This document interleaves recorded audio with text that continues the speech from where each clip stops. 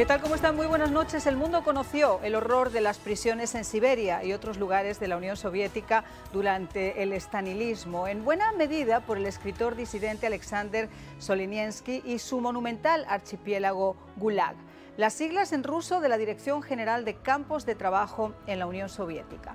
En Cuba, aunque parezca increíble, el estalinismo sigue vigente mientras la comunidad internacional ha hecho oídos sordos y ha preferido cerrar los ojos a una realidad que hiere, que insulta, que les queda muy lejos. Y lo ha hecho durante décadas. Cuando los expresos políticos, escritores y periodistas independientes han narrado el infierno de las prisiones castristas, sus testimonios han sido ignorados, minimizados o hasta negados por los grandes medios de comunicación a nivel mundial, la mayoría dominados por la izquierda. Sus voces solo fueron escuchadas por el exilio y desde esa base de amor, dolor y añoranza de una patria libre y repicadas como eco, como un mantra, solo el grito de libertad del 11 de julio logró destapar los oídos y quitar la venda de muchos oídos cerrados por el desconocimiento o quizá por la indiferencia, mostrando desde adentro la monstruosidad de esta saga de cobardes verde olivo a grito de patria y vida. Se acercaron orillas, se puso en evidencia la maquinaria represiva de este narcorrégimen despótico que por décadas ha ejecutado, encarcelado y torturado a miles de opositores cubanos sin que el mundo se escandalizara, que lo sigue haciendo y que nos obliga a correr una y otra vez ese velo que cubre el deleznable presidio político en la isla, desmontando el circo castrista que en la visita de Obama aseguraba a los cuatro vientos que no existían los presos políticos. Miren ustedes. Tengo que reconocerles que después de hablar con la esposa de José Daniel Ferrer, líder de UNPACU, me sentí totalmente impotente, furiosa, porque solo hace falta pensar qué haría yo o qué harían ustedes si mantuvieran en esas condiciones infrahumanas a uno de nuestros seres queridos, por el único delito de pensar diferente o de abogar por la libertad. Quizá muchos de ustedes ya lo sufrieron, solos, sin justicia, siendo inocentes, fabricándoles pruebas, condenas inadmisibles, siendo sometidos a torturas salvajes, físicas y psicológicas, aprendidas de la KGB, que solo buscan someterlos y reducirlos moralmente, disminuyéndolos como seres humanos, para mostrar la omnipotencia de un régimen que cada día está más débil, más aterrado. No puedo creer cómo en pleno siglo XX, en el pleno siglo XXI, esto sigue ocurriendo, sin que nadie haga nada por evitarlo. Me niego a pensar que mientras estamos aquí hablando entre nosotros, José Daniel y otros tantos presos políticos y de conciencia siguen muriendo lentamente porque su dignidad está a años luz de la cobardía de sus verdugos. Esta es la verdadera historia de los presos políticos cubanos y hoy ponemos nuestro granito de arena para que el mundo lo conozca. Comenzamos.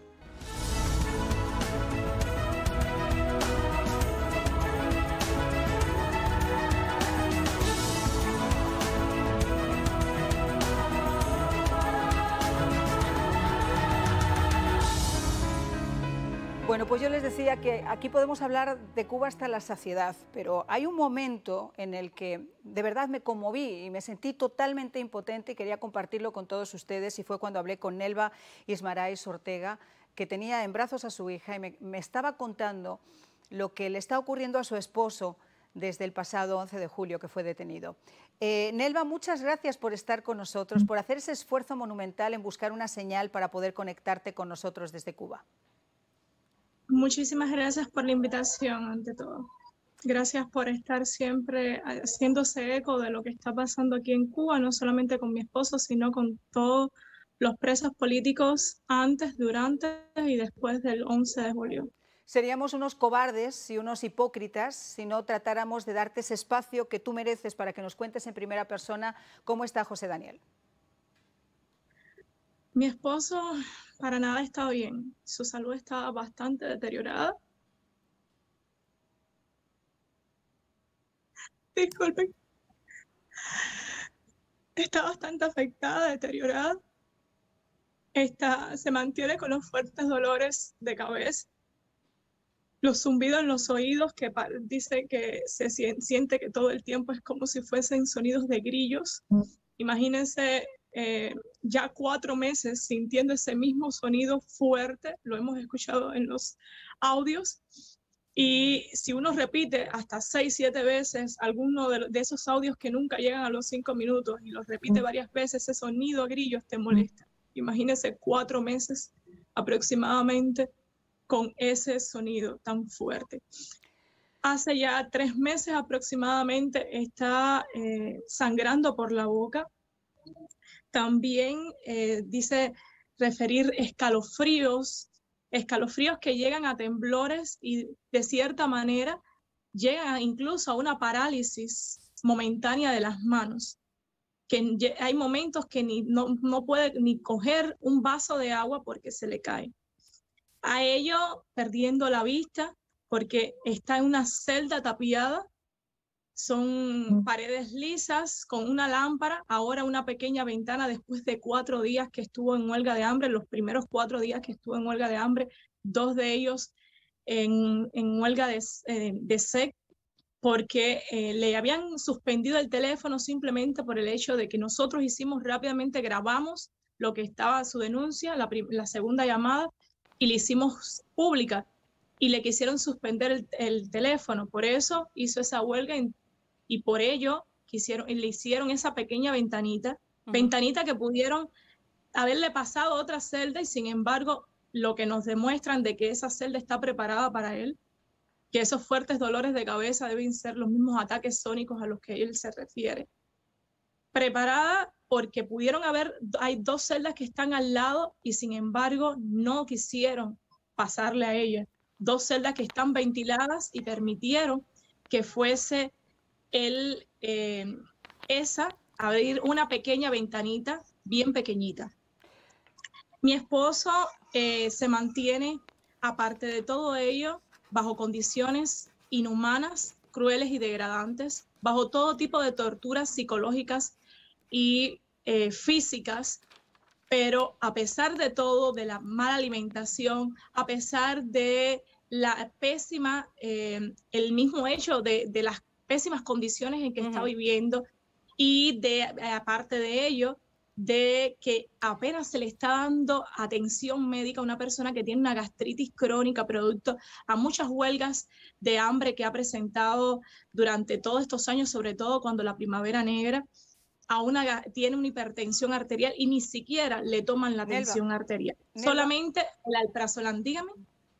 Nelva, tú eres médico, con lo cual sabes perfectamente de lo que estás hablando, pero ¿qué te parece si recuperamos esos audios de José Daniel para que la gente lo escuche?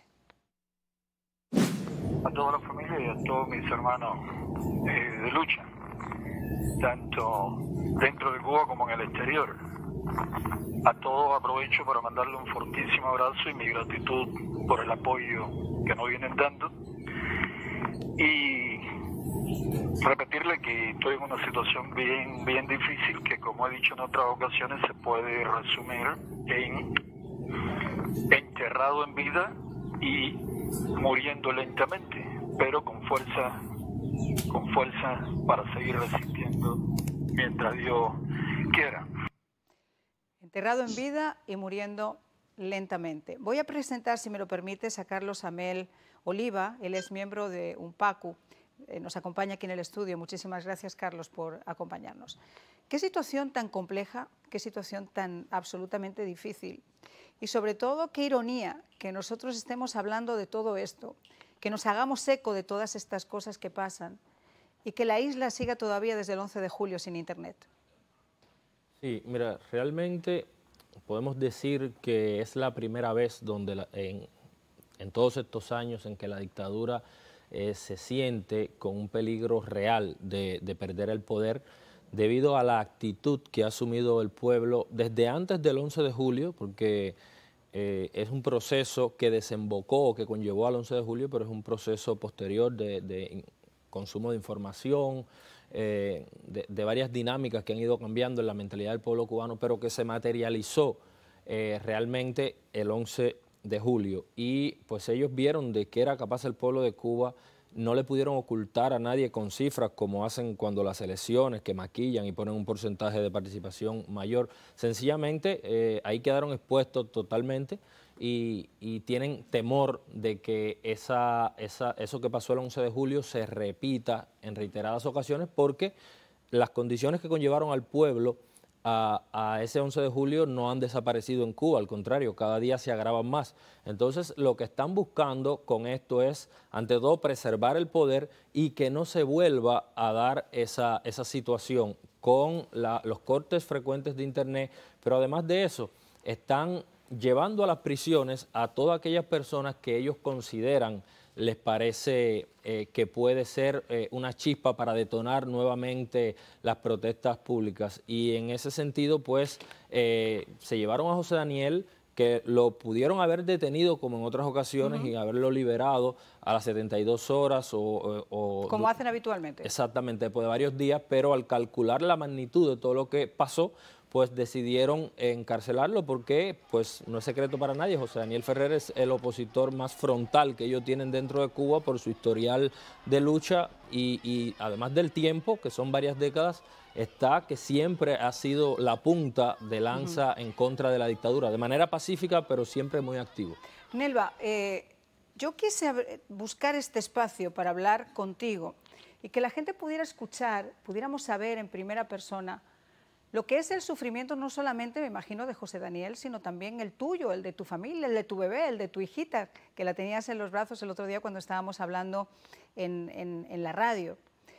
Y uno no se pregunta en alguna medida, cuando tú te conviertes en ese símbolo, como nos está diciendo Carlos, y cuando haces esas huelgas continuas de hambre tratando de llamar la atención de la gente, y ves que la cosa no cambia, ¿no sientes en algún momento de tu existencia que es darles la razón a ese régimen de perros sueltos, barbáricos, y de facilitarles el camino si te mueres? Para nada. Una de las, cuando hemos optado, porque yo también he hecho huelgas de hambre, cuando hemos optado por hacer las huelgas de hambre es porque ya no nos queda otra opción. Pero lo principal es estar vivos, como siempre mi esposo me ha dicho.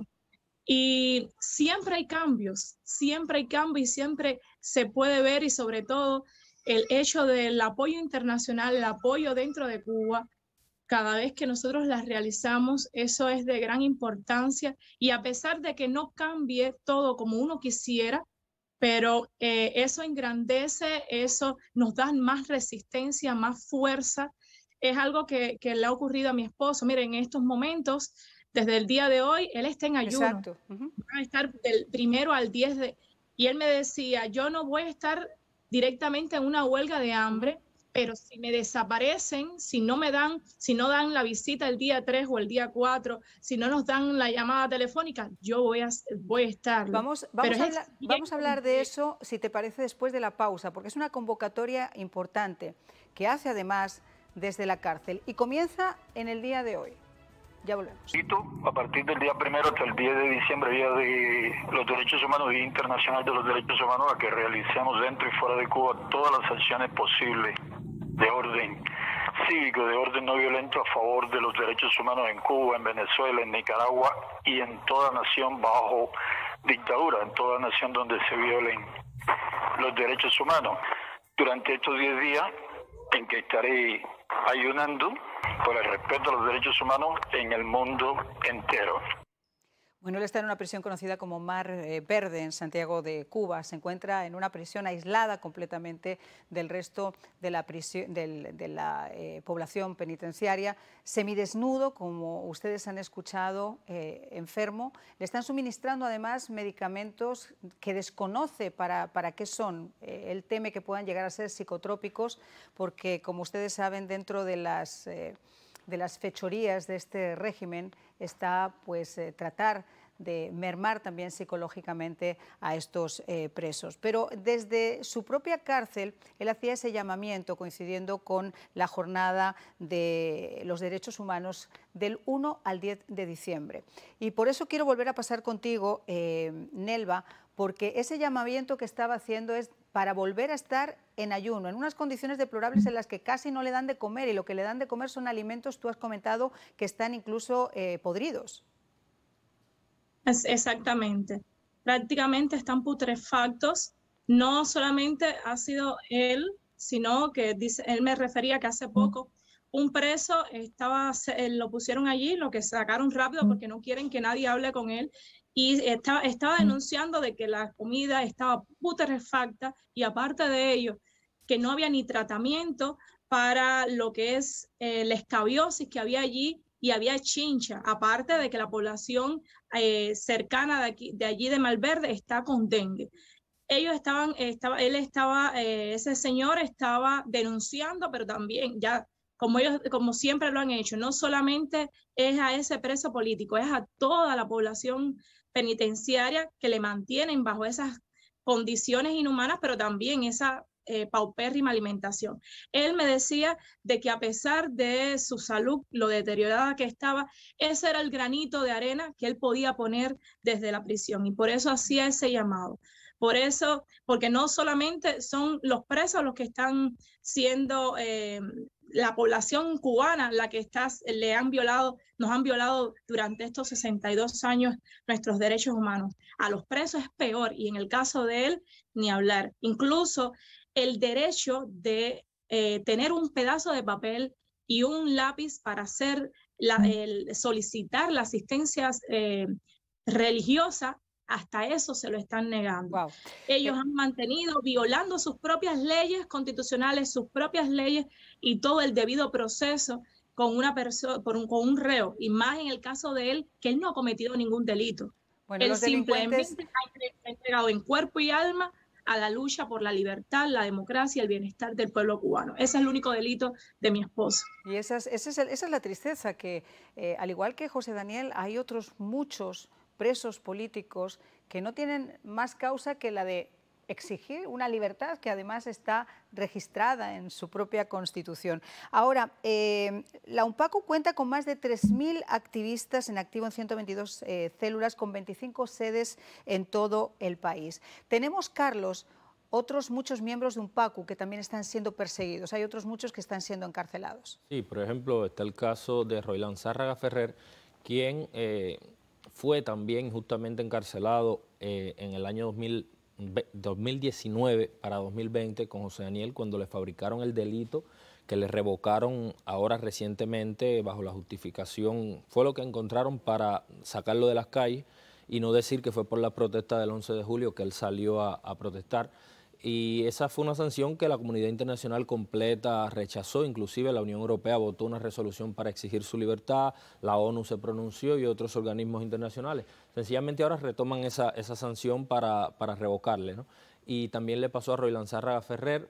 Hay activistas, como es el caso de Berluis Hidalgo, un joven de 25 años que está citado para el tribunal el día 3 de este mes, de diciembre, para llevarlo a prisión, también por un delito fabricado. Y está el caso de Fernando Vázquez Guerra, que es coordinador de la Unión Patriótica de Cuba en Camagüey, y llama la atención que es su tercera prisión por motivos políticos, pero entre prisión y prisión, bueno, de la anterior a esta solo han pasado menos de 5 meses, y la anterior, cuando salió luego de cumplir casi 2 años, solo pasó un mes y le volvieron a llevar a prisión y le sancionaron a 3 años de privación de libertad. Ahora salió y en menos de 5 meses lo vuelven a revocar. Pero no solo de UNPACU, también está el caso de Félix Navarro, que tiene 68 años, compañero de José Daniel cuando la Primavera Negra, que fue detenido cuando el 11 al otro día fue a reclamar por lo detenido el 11 de julio y lo llevaron a prisión. Imagínense, un hombre de 68 años en esas condiciones. Y pues Iván Hernández Carrillo, que es también compañero de José Daniel y de Félix Navarro cuando la Primavera Negra, es un líder sindical cubano, está amenazado con que van a reabrir un proceso y lo van a llevar a prisión. La dictadura usa a los presos como mercancía de cambio. Es su, digamos, su historial, ¿no? Y realmente creo que está ahora mismo haciéndose de una mercancía mayor y visible, porque creo que tiene esperanza en algún momento de dialogar de negociar con el actual régimen, con la actual administración, no lo dije con doble sentido, administración de Estados Unidos. También lo hicieron con Obama y no dejaron a ningún preso libre, al revés, lo negaron. Exacto, no, pero es que la liberación de un preso tiene, digamos, coherencia cuando lo liberas y le permites ejercer derechos y libertades. Si no es así, solo estás dejando un espacio vacío para que lo cubra otro preso, otro político reprimido o el mismo preso a tiempo futuro, como ha sido el caso de José Daniel. Hay que recordar además que José Daniel fue de ese grupo de los 75 expresos al que le ofrecieron salir deportado de Cuba y él dijo que no y podía haber obtenido su libertad. Vamos a ir a una nueva pausa, ya regresamos. Pues en este tiempo que me queda se lo quiero dar a Nelva, porque yo sé que vas a ver a tu esposo este viernes. Dios permita de que podamos verle el día 3 o el día 4, sábado. Si no, le han quitado la visita. Ante todo, gracias a todos ustedes por la invitación y a todos aquellos que están viéndolo, por favor.